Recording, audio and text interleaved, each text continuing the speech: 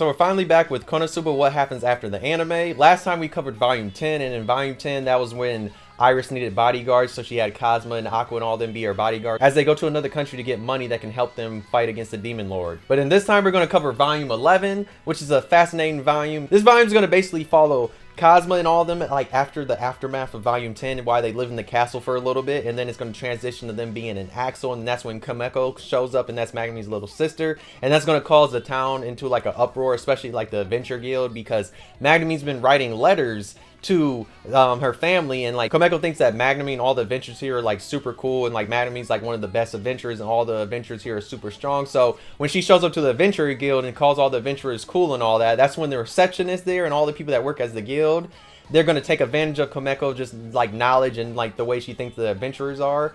And that's how the guild's going to push out like all these quests. And I mean, there are a lot of tedious quests that nobody ever does, and they're going to get pushed out and done. And also, I'm going to do this a little differently because we're going to go by chapter instead of like how I usually do it. That way you can just have this flow a little bit better. But let's get into it though with chapter 1 though.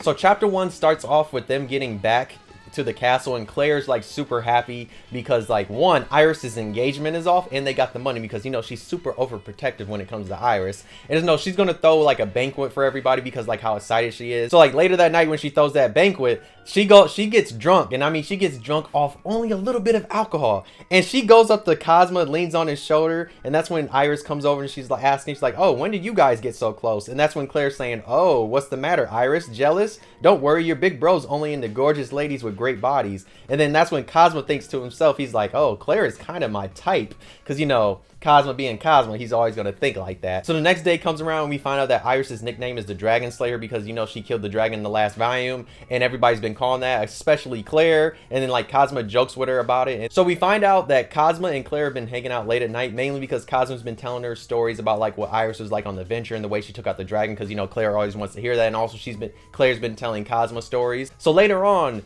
Magnumy, Kazuma, and Iris, they go out to do Magnumy's daily explosion, and as they're on this explosion, the topic's gonna come up. Kazuma asks them like, how do you feel about me? And he's asking them, he's like, not just like in the regular way, I want to know like how you guys exactly feel about me. And just know Magnumy's gonna say she feels the same way, nothing has ever changed, she still likes him. And then Iris there, she's too embarrassed as she tries to like spill out that she likes him. And then Kazuma, for some reason, this man says, he's like, ladies, do not worry. There's enough room in my heart for the both of y'all. And that's when they turn around and hit him. And it's kind of funny because Kazuma's just thinking, you know, Kazuma thinking he's like, yo, I got hoes, so I can talk whatever way I want to. It is kind of funny. And just know this is going to lead to another conversation that happens where like he's thinking about like how he has Magnumy, Darkness, and even in the future that Iris could be like a potential like suitor for him, and like all of them could be fighting over him. So like he's thinking all that in the future, because that happens in another scene. It's kind of funny. Just know what's gonna happen is Kazuma gets a butler and he has a maid and all that. Just know like him and his butler, they be having the same wavelength when it comes to thinking. And the butler's like, yo, Kazuma, I'm gonna have the maid that wears the super short skirt come in here, and I'm gonna have her like clean this vase that's all the way on the top of this shelf. So like they're on the same wavelength, but just know eventually Kazuma's gonna overstay his welcome. Mainly because that's when Darkness tells him like, yo, we need to leave. And she even gives him these letters that these little kids wrote. And the little kids wrote that like their inspirations like is Kazuma, and like they look at him and they're so happy that for like all the stuff that he does, especially taking out generals. He's gonna read it, and even Aqua's gonna read it, and they're gonna get inspired, and they want to go back and like go on an adventure since these kids look up to them. So just know the 3 girls are gonna leave, but Kazuma's gonna stay in the castle because he wants to stay one more night to talk to Iris, because they didn't really get to spend that much time like the past few weeks that they stayed there. So later that night in his room, him and Iris are talking, and like they're having a real heart to heart about like all the stuff that's been happening, how they've been growing closer, and how Iris really wants to be selfish and she wants to tell Kazuma to stay here because she wants Kazuma to always be there because she's always lonely in this castle. But Kazuma's like thinking, he's like, yo, I can't stay here. He's like, I already promised Darkness and all of them that I'm gonna be coming back. So like he's not trying to basically stay there. And like as he's trying to tell her that and he's about to leave, she hits him with a big bomb and she says, big bro, I love you. And you know, Kazuma, this man hears that and he's like, oh my gosh, I have to stay here. And just know a week goes by and everybody's kind of pissed off that he's staying here. He's overstayed his welcome more than enough. Like so many people are, even his butler at this point, all the maids, everybody, they're not even caring anymore. They're not even cooking his food the right way because they're just like, dog, can you please get out of here? So that's when Claire and Latin are gonna come to him and they're like, dog, can you please leave? You stayed here for way too long. And then that's when Iris comes in. She's like, oh, big bro, I made you some lunch and like we can eat in the courtyard. So no, after that happens, that's when Kazma's running away from like all the guards and Claire and all that, and like as he's doing that, he's using all his trick skills. So you know, Kazma's using create earth, he's using bind, drain touch, all them skills like that, because like he's running away from them and trying to get a way that he can get the iris. And just know, as all that's happening, he's gonna get cornered by Claire. And Claire realizes that he was the thief that stole Iris's ring. And she's like, dog, you were the thief. She's like, I need that ring back right now. And Kazma's like, Claire, you do not want this work. Do you not know what I did last time I was here? He's like, dog, I will leave you there crying. Do you want me to take your underwear again? And that's when Claire backs away, gets all scared. And that's when some guards step up and they're gonna like try and take out Kazma. Kazma uses bind on the first one, ties him up, and the next guy, he does this funny ass thing where like he goes for like a handshake, and the dude's reflexes goes to shake Kazma's hand, and Kazma like drain touches him, and it's hilarious.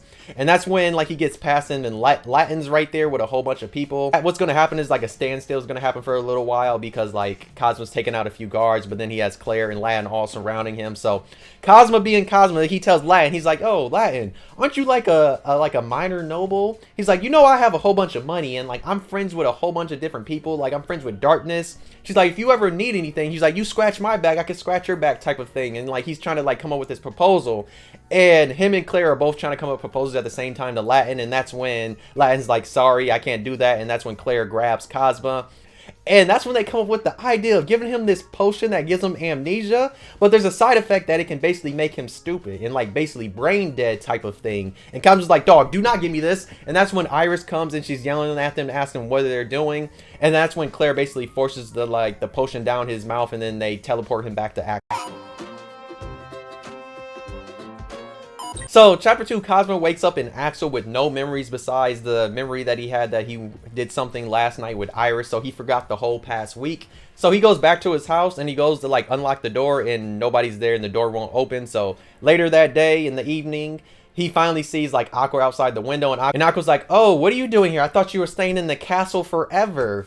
And Kazuma's like, what are you talking about? I have no idea what you're talking about. And she's like, dog, this is my house now. She's like, Darkness and Magdalene said this is my house now. You're the one that wanted to stay in the castle. Even Darkness and Magdalene are there. And like Kazuma's trying to explain to her like, yo, I don't remember what happened. He's like, I must have learned some type of like national secret, top secret. And they erased in my memory because like these secrets I learned. And that's probably why I was at the castle for this long. So like Kazuma's trying to explain to them. And at first, Magdalene and Darkness really agree with him because it clearly shows that he has no memories of what happened. But then Aqua being all damn stubborn, she's like, yeah, dog. She's like, nah, this man is lying. You know damn well he probably heard something from Iris saying something like, I love you, big bro. And that made that man. And Kazuma right there's thinking for a second. He's like, why does that sound familiar? But you know, he has amnesia. So like, he can't really remember like why it sounds familiar, but it sounds familiar. So what happens is like, she basically shuts him out. She's like, dog, don't ever come here again. Then Darkness and Magdalene are both going to give Kazuma stuff to help him out. Magdalene drops her purse that Kazuma can go get some food. And then Darkness drops his like pouch that has his grappling hook that he can try and break in later that night. As he's going on his way back to the mansion, that's when he runs into Vanner, and Vanner has like this vegetable, and he's talking about how this vegetable is kind of thick and it looks like something. So that for some reason he has that, and he said he was about to put it on top of like a church. So like he's talking to that, but then Cosmo's gonna ask him, he's like, yo, can you come help me? Eventually they're gonna come to agreement. That's when Cosmo goes there, and like he asks him like, which window should I go to, because all the windows are boarded up besides Darkness and Magdalene. He tells him that if he goes to Magdalene's window, he'll have like a reward there, and it'll be a way more fulfilling way if he goes that way. So he uses his grappling hook, and it catches on top of the roof. He climbs all the way up. He knocks on the window. That's when Magdalene comes to the window. She's about to open it, but that's when Aqua comes at the door, and she's like, has Cosmo showed up? So Aqua's like, I know this is the time of the hour that Cosmo would show up, and I know he would try to come up at this time, and he would want to go into one of your guys' room because you guys always baby him. And Aqua gets in this whole rant about like how Magdalene's the type of woman that she'll let her man cheat on her 1,000 times, but if just because she loves him, she'll always forgive him. But then at that moment, that's when Vanir, he finally calls a distraction, and that causes Aqua to run down there. Aqua and Darkness, and they're beefing the whole time like with him. And Cosmo comes to the window with Magdalene, and just know they're going to hug it out, and Magdalene's going to be hugging him for a while, and she's happy she's with them. And then Cosmo's going to finally go into the house. Aqua's going to yell at him, and eventually she's going to like strength boost herself, and she's going to kick Cosmo out. But just know, Cosmo tells her, she's like, dog, since you kicked me out of this house, I'm going to do something that you're going to be mad about in the morning, and you're going to be crying and wish you never did this. So you know what Cosmo does? The next morning, he calls the cops. And the cops, it's hilarious, bro, because Magdalene, she leaves the scene because she saw the cops was coming, and she dipped. She's like, like, dog, I'm not staying here. She's like, the cops coming, she dipped. There's no darkness gonna be there. She's gonna get questioned. And then Aqua's gonna be crying as the cops take her away, because it's like the cops are like, yeah, we looked at the lease and on the deed and Cosmo's name was on here and not yours, so they take her away. And that shit is what had me rolling, because I was like, damn, no, this man Cosmo did not call the cops on her. But I mean, he was true. He was like, dog, he's like, you're not gonna let me back in my mansion? Bet, I got something for you. And he used the law, and the law actually did something for one. The next day we have Aqua finally back at the house and everybody's together, and like she's over here trying to be super nice to Cosmo. She keeps bringing him tea, but the tea is actually just hot water, because you know she keeps purifying. It seems like she just keeps doing it because she wants to get yelled at Cosmo. So eventually that's gonna lead to like Cosmo still feeling hurt a little bit from like last night when like Aqua was punching him and all that, and Aqua's just like, oh, I'll use my strongest healing potion on you. And when she uses the strongest healing potion, amnesia potion to like wear off, and like and Cosmo gets all his memories back from the castle, and Aqua keeps staring at him like, huh. She's like, oh, how do you feel, Cosmo, right now? Being under pressure from Aqua, Cosmo finally admits that he remembers all his memories, and he says sorry, and it's kind of funny. Chapter 3 starts with Cosmo waking up late and going downstairs pretty late, and like while he's there, Darkness is gonna bring up the thing of like, why are you and Aqua being so damn lazy? I thought you guys wanted to go on adventures because of like the letters from the kids. And they're just like, yeah, you know, a lot of time has gone by and we really don't care. But they're both like, oh, if Aqua wants to do it, then I'll do it. And then Aqua's like, if Cosmo wants to do it, then I'll do it. And eventually that's gonna lead into Aqua saying like how all the letters were just for Cosmo, and then Darkness is gonna say, oh yeah, I can get you some letters made for you. And that's when Cosmo's looking like, what did you just say? And then we find out that all the letters that Darkness like gave to Cosmo were all fake, and she paid kids basically to write all that. And that's when they feel disappointed in her. Eventually, as they're all arguing, that's when somebody's gonna knock on the door, and we find out it's two girls from the Crimson Magic Village, and they also have Magnemy's little sister there. They're gonna come in the house and then tell us like what's all been happening, and they're gonna say that basically that they got attacked by the Demon King's army. And we learn a lot of fascinating things about the Crimson Magic Village, because you know they always have these random tourist attractions, and we find out one of the tourist attractions is basically like a big old telescope. It's a observatory, and just know that one of the key things features on like why they tell people to go to the observatory is because it can look inside the Demon Lord's castle, but the place it looks inside at is the Demon Lord's daughter's room. So like you can see everything she's doing in the room, and that's why, because it's the Demon Lord's daughter, and you know she's like, yo, why are y'all looking inside my room? And that's why she comes there. And Cosmo also asks, and this like becomes like very important to the story, because it kind of hints at like why the Demon Lord's trying to like take over all humanity and get rid of humans and all that, is because one, the Crimson Magic Village, so they all eat in front of the Demon Lord's yard. And what they do is they eat there, and then they unleash all their magic, and like they try to mess with the barrier, and that's when the like Demon Lord's army comes out, and that's when they teleport away. And then also Cosmo's like, is it also because like the Axis Magic Church is always doing some crazy stuff? And there's just like a little bit of hints that like that could be the reason why maybe he wants to like attack humanity, is because of those two, because you know both that, you know, the Crimson Magic Village and the Axis Church are both kind of crazy, and they do a lot of wild stuff at times. So that happens, and then eventually that's going to lead into the two girls that came from the village talking about like, oh, have they seen Yu, and how like they got this weird letter from her saying that she has friends, and like one of her friends is a boy. And that's when Magnemine goes into like all the people it could be, and says like how Cosmo is a friend, Dust is a friend, and like even Vanir, and like all these other people that could be potential friends that are guys. And they're just like, at first she's like, you got in front of us when it comes to being with men, but it's like Yu, she's like, we cannot believe that. And then they're asking Magnemine if it's true for all the stuff she told him, and she's just like, she's all embarrassed. She's like, don't tell my mom about it. And it's kind of funny, and those two run away. And then that's when Komeko's there eating, and just know she's eating a lot, like she's smashing. Like, so after she gets done eating, she's gonna ask them if they can go to the adventuring guild, because she wants to see all the adventurers, because Madame said how great these adventurers are all in this village. So she's asking like, yo, can I go to the guild and meet them? That's when Cosmo looks at her, and she's just like, oh, what did your sister say? And then they have Komeko go outside, they can talk, and they're telling her that she needs to tell Komeko the truth about like how she actually is and how everybody in this village actually is. When Madame's about to do that, Komeko's over here saying a whole bunch of like really good words about Aqua, Darkness, and Cosmo, saying how great they are. And then that's when all three of them just like, you know what, your sister wasn't lying about that, she was real. So like, you know, them just feeling themselves because they have this little kid like hyping them up. They're all hyped. And Cosmo and Madame are gonna go to the guild first and let all the people inside the guild know like what's happening. And that's when it's gonna like cause some of the adventurers to say like, oh yeah, we can help you out because like you've always helped us out a lot, so we owe you.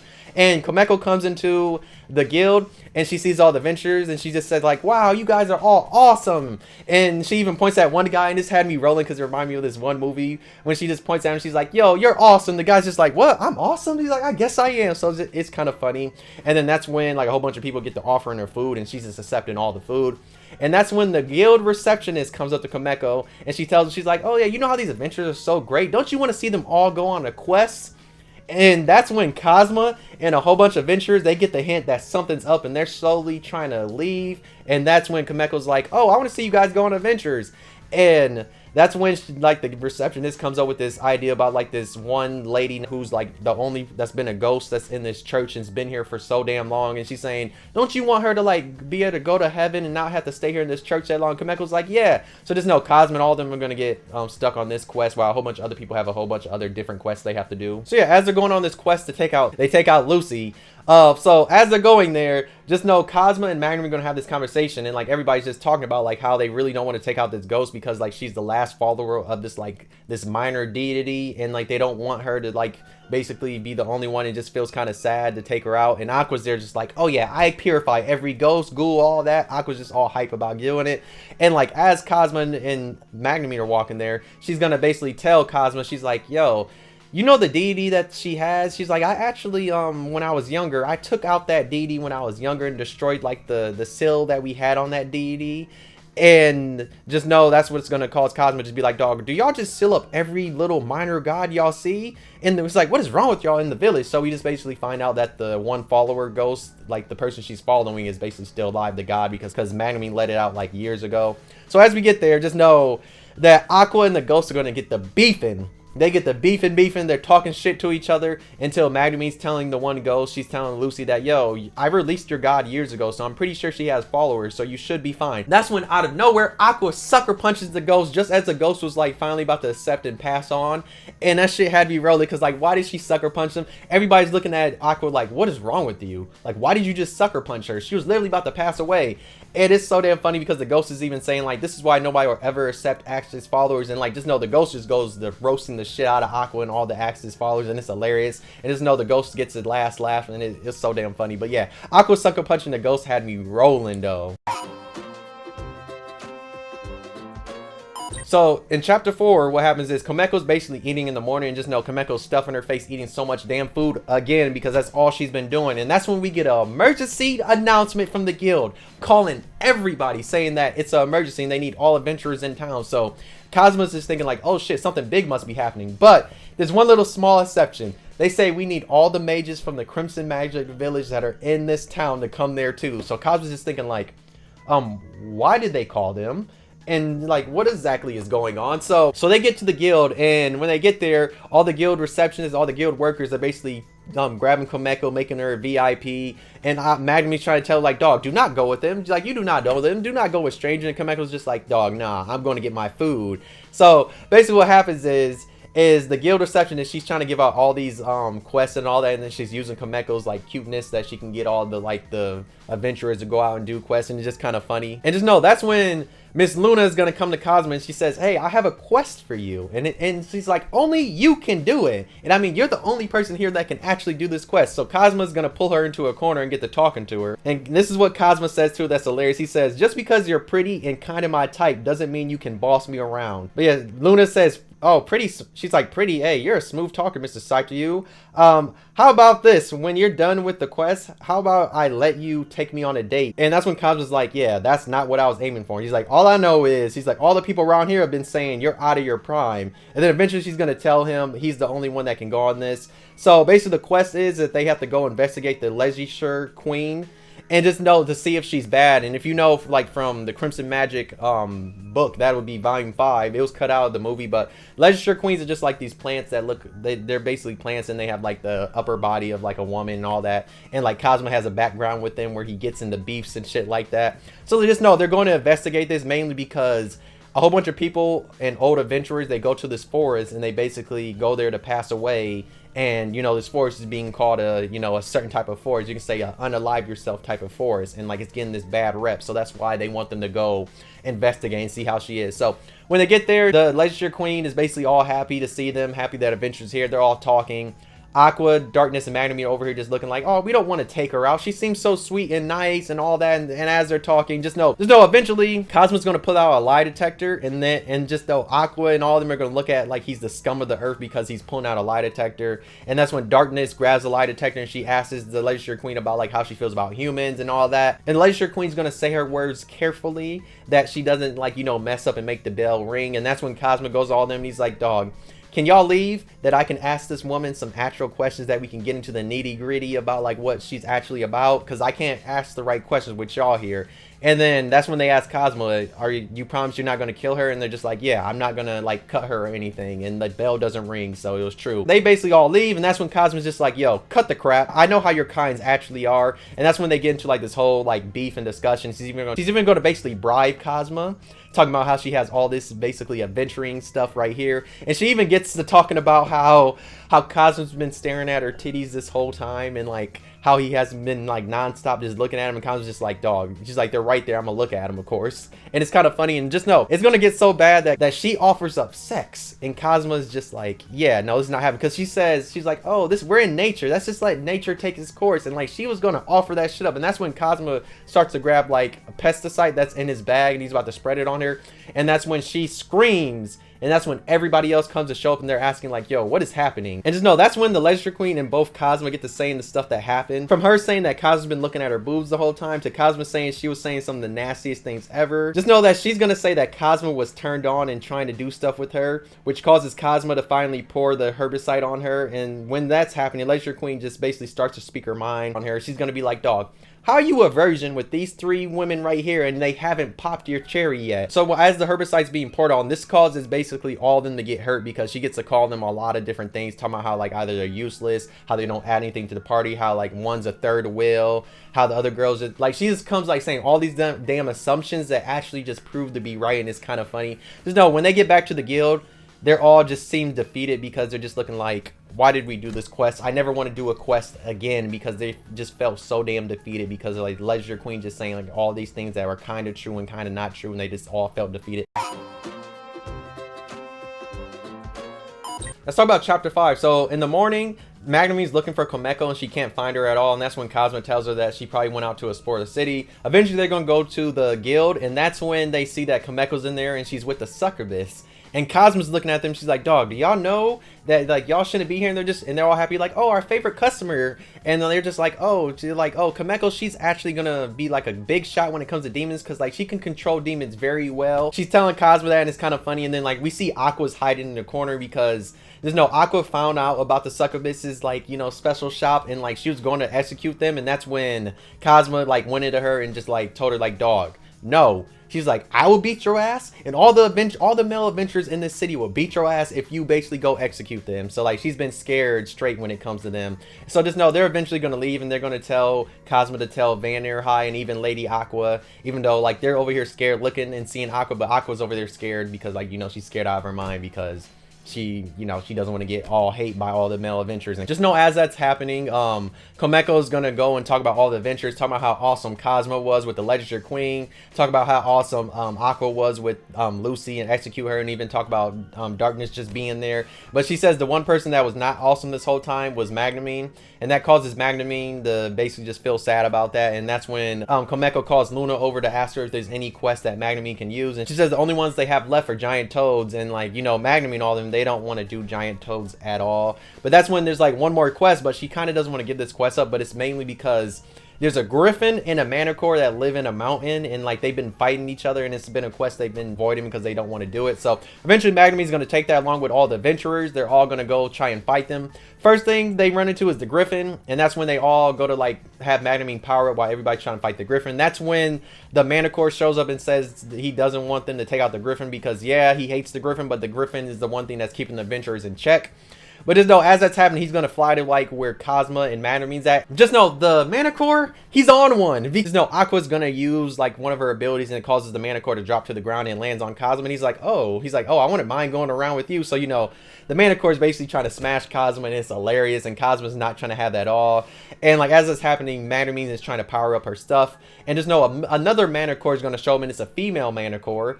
And as that's happening, just know they're kind of like the Ventures are kind of overpowering the female Manicore. And Kazuma and the Manicore are still having this conversation because the Manicore really wants to smash Kazuma for some reason. It's hilarious. And like Kazuma's like, oh, what are you going to do? You going to come after me or are you going to go help your friend? Eventually he's going to go grab the female Manicore and it starts running away. And as that's happening, the Griffin has darkness in its beak and like it's like chewing darkness, trying to chew her up. And that's when Kazuma uses his arrow. It hits in the eye and then she's going to grab the arrow and like stab it deeper into the eye. And then the Griffin's going to drop her.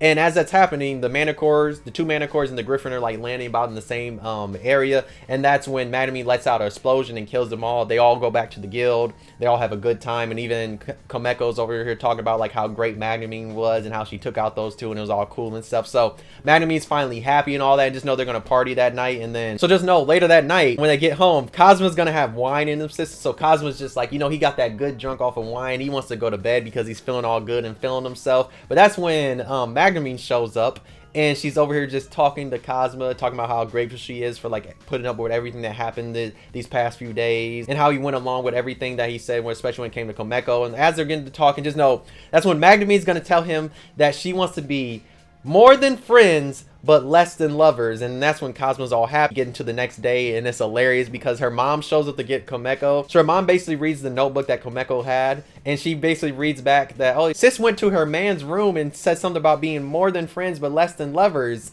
And Magnemine's like, Komeko, how did you know that? She's like, oh, last night when I went to look for you, I saw that you were in your man's room. And that shit is kind of funny because the mom's just over here running with it. Because, you know, from the movie, you saw the movie, you know, the mom is always running away with when it comes to like Kazuma and Magnemine. And she even tells Kazuma, she's like, oh, take care of my daughter. You have my blessings. And it's kind of funny because Magnemine's there embarrassed. And then Darkness is looking there like, what just happened? Just know later on that's when Aqua shows me. She's just wondering, she's like, oh, where did Komeko go? I thought we were going to play games together. And then they're like, nah, she left already. And with a knock happening at the door and they're thinking it's Komeko, but it actually turns out to be this little blonde girl. And she looks at Darkness and says, mama. How like the chapter ends and like you're just wondering like, wow, like who's this little girl? So yeah, this is basically what happened in volume 11. And like I said, it's one of these ones that just like it has fluff, but at the same time it just shows a whole bunch of different stuff when it comes to adventures. And we get to see Komeko again, and we also get the knowledge of just like how the Demon Lord has a daughter and like kind of a little bit of knowledge on like why the Demon Lord could be potentially attacking them when it comes to just like the Crimson Magic Village and the Axis Church always doing something crazy to the Demon Lord. But yeah, just know next time for volume 12 we're going to see like who this little girl is and why she's calling Darkness mama. And it's like, does Darkness have a love child that we never knew about? Just know, come back for volume 12 and we can discuss it because volume 12 is actually a very interesting volume. And I actually enjoyed that one more than this one. Just know. But yeah, if you're new, why not subscribe, enjoy the video, why not like? If you didn't, you could dislike, subscribe, really enjoyed. And oh yeah, support these. I've been seeing everybody's been supporting these the past few months since I've been posting them. Just know I'm going to keep posting them. I'm going to try and work my way up to try and posting these 2 a month, but no promises because I always have to reread these. I can remember what happened, so no promises. But just know at least one will be coming out each month. But I'm going to try and do these a little bit different, and we'll see, though. But yeah, thanks for watching. I'll see you next video. Bye.